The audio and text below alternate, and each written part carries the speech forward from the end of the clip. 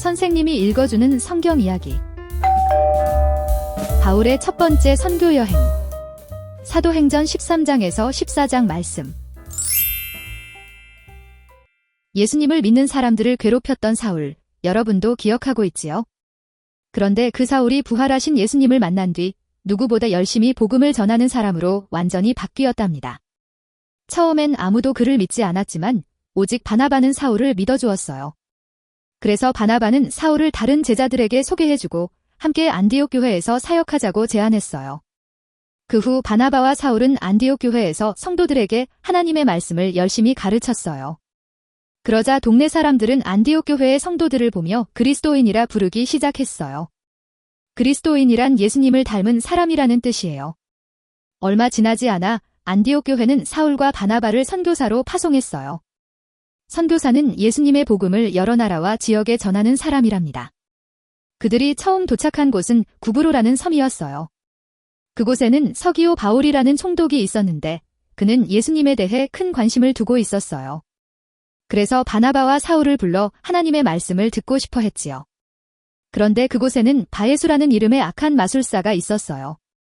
그는 온갖 속임수로 사람들을 속이는 나쁜 사람이었답니다. 바예수는 사람들이 예수님을 믿는 걸 싫어했어요.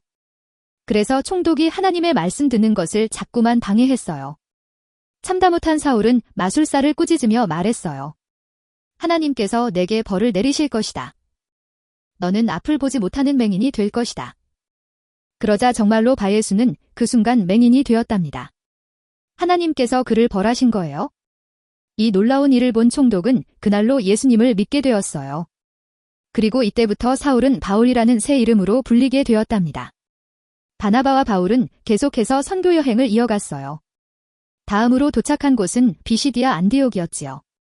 그곳에서도 바울이 예수님의 기쁜 소식을 전하자 많은 사람들이 감동을 받고 예수님을 믿기 시작했어요. 하지만 일부 예수님을 미워하는 유대인들이 바울과 바나바를 시기하여 괴롭히기 시작했어요. 결국 두 사람은 그 도시에서 쫓겨나고 말았답니다. 그 다음은 이고니온이라는 곳이었어요. 이곳에서도 많은 사람들이 복음을 듣고 예수님을 믿게 되었어요. 하지만 유대인들은 또다시 바울과 바나바를 모함하며 죽이려고 했어요. 그래서 두 사람은 급히 루스드라로 도망쳤답니다. 루스드라에서는 놀라운 기적이 일어났어요. 바울과 바나바가 태어날 때부터 한 번도 걸어본 적 없는 사람을 예수님의 이름으로 고쳐준 거예요. 그 모습을 본 사람들은 두 사람을 하늘에서 내려온 신으로 오해했어요.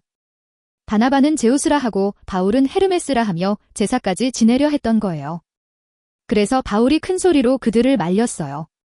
우리는 신이 아닙니다. 오직 예수님만을 믿으세요. 그런데 이번에도 유대인들이 루스드라까지 쫓아와 두 사람을 모함했어요. 결국 사람들은 유대인의 말에 속아 바울에게 돌을 던지기 시작했어요. 바울은 돌에 맞아 기절했고 사람들은 그가 죽은 줄 알고 성 밖에 버렸답니다. 하지만 하나님께서 바울을 살려주셨어요. 얼마 후 바울은 깨어나 다시 일어섰고 바나바와 함께 더베라는 곳으로 향했어요.